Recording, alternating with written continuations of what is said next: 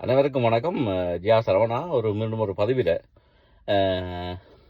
கார்களேருந்து இந்த பதிவை போடுறதுக்கு மன்னிக்க வேணும். ஆனால் இது டைம் இல்லாதபடியா நாளைக்கு ஒரு நிகழ்வு ஒன்று நடக்குதுன்னு கேள்விப்பட்டால் இந்த கடையடைப்பு நிகழ்வு வடகிழக்கில் அதுக்கு முஸ்லீம் காங்கிரஸ் ஆதரவு தெரிவிச்சிருக்குன்னு சொல்லி.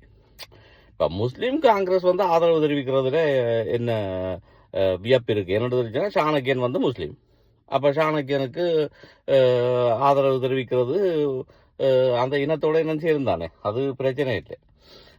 ஆனால் எனக்கு புரியாத விஷயம் உண்டு. என்னன்னு சொல்லிச்சுன்னா, இப்போ இந்த கடையடைப்பு என்று சொல்லி கடைசியாக அந்த இரும்பு அளவெடுக்க போன படியங்களை ஒரு முள்ளிவாய்க்கால் வரைக்கும் நின்று விடுதலை புலிகளோட நின்று போராடி வீரமரணத்தை தழுவி கொண்ட மாதிரி ஒரு ஒரு ஒரு போராளின்ற ரேஞ்சில் இந்த நாட்டுக்காக உயிரை விட்ட ரேஞ்சில் கொண்டு போகிறீங்க.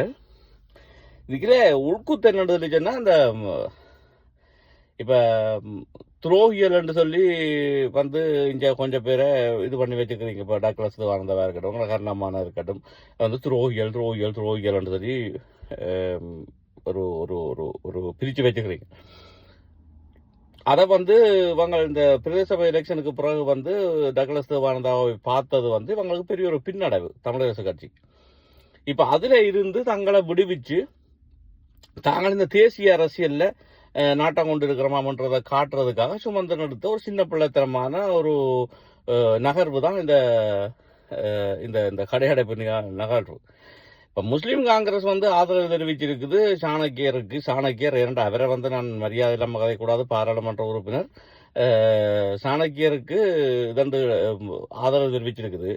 இன்றைக்கு இந்த கிழக்கு மாகாணம் பரவலாக பல நூற்றுக்கணக்கான கிராமங்கள் இந்த முஸ்லீம் இனத்தவரால் அட்டாவடியாக பறிக்கப்பட்டு எல்லா கிராமங்கள் அவைண்ட கட்டுப்பாடுகள் இருக்கு. எங்கள்ட மக்கள் தமிழ் மக்கள் பின்தள்ளப்பட்ட மக்கள், அன்றாடங்காட்சிகள், இந்த விவசாயிகள், கீழ விவசாயிகள் இதெல்லாம் அடித்து விரட்டப்பட்டு அதுகளோட பசியை பயன்படுத்தி அறா விலைக்கு அதுகளை வேண்டி அந்த காணிகளை அபகரிச்சு கிராமம் அபகரிச்சு அதுகளை கலைச்சு இன்றைய கிழக்கு மாகாணம் கிட்டத்தட்ட முஸ்லீமின் பெரும்பாலான இடம் முஸ்லீமின் கையே போய் கொண்டிருக்குது. இதை கேட்கறதுக்கு வக்கில்லை. ஏன்னா இனத்தோடு தானே சேரும். சரியோ? அப்போ இதை கேட்கறதுக்கு வக்கில்லை சுமந்திரனுக்கு. ஒரு சிறுவன் ஒழுங்கா இருந்திருந்தா இந்த சுமந்திரனை இந்த தமிழரசு கட்சியை விட்டு கலைச்சிருக்க முடியாதா? கட்சியை ரெண்டா விட்டாச்சு, தன்னுடைய ஆதரவாளர்கள் எடுத்து நீ தேசிய அரசியல் இருக்கிற என்று சொல்லி